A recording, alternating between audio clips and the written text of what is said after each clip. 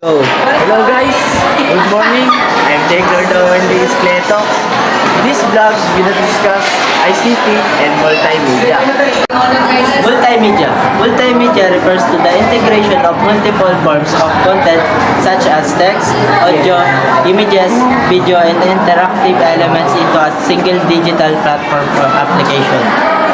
Multimedia is the integration of various media formats such as text, images, audio, video, and animation to communicate information, engage audience effectively. It's versatile tool for conveying message and providing entertainment across different platforms.